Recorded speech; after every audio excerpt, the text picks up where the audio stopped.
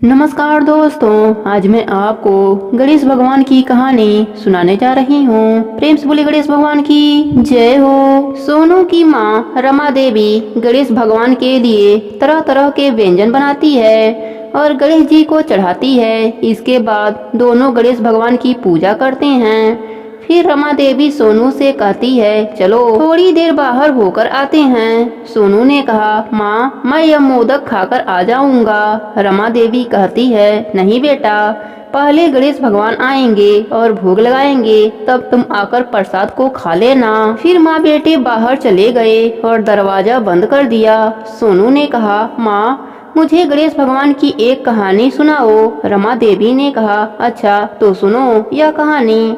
देवी पार्वती गणेश जी से बहुत प्यार करती थीं। एक दिन जब गणेश भगवान आकाश में घूम रहे थे तो किसी ने उनके लिए लड्डू और मोदक बनाए थे। गणेश भगवान को मिठाइयों की सुगंध आ गई। फिर क्या था, गणेश भगवान एक छोटे से बच्चे का रूप लेकर उस औरत के पास आए जो उनके लिए मिठाइयाँ बनाई थी।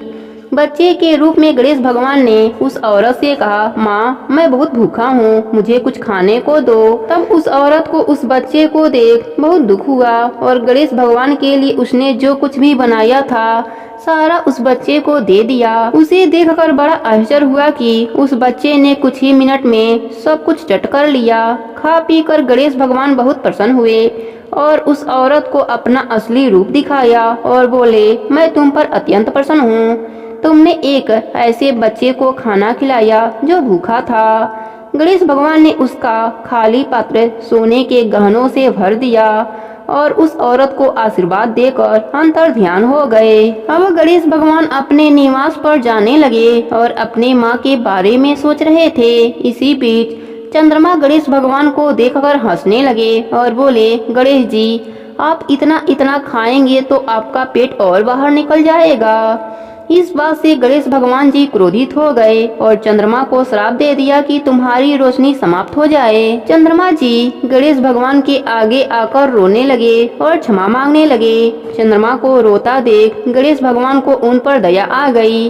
गणेश भगवान ने कहा, ठीक है, अब से तुम पूरे माह में सिर्फ एक दिन पूरा दिखाई दोगे, बाकी दिन कम ज्यादा होते रहोगे। यदि कोई मेरे जन्मदिन पर यानी भाद्रपद के गणेश चतुर्थी पर तुम्हें देख लेगा तो वह अपने साल को कोसेगा। इतना कहकर गणेश भगवान अंतर ध्यान हो गए। रमा देवी ने कहा, अब तुमने कहानी सुन ली। जो भी गणेश भगवान की कहानी कहता या सुनता है उसे गणेश भगवान का आशीर्वाद प्राप्त होता है।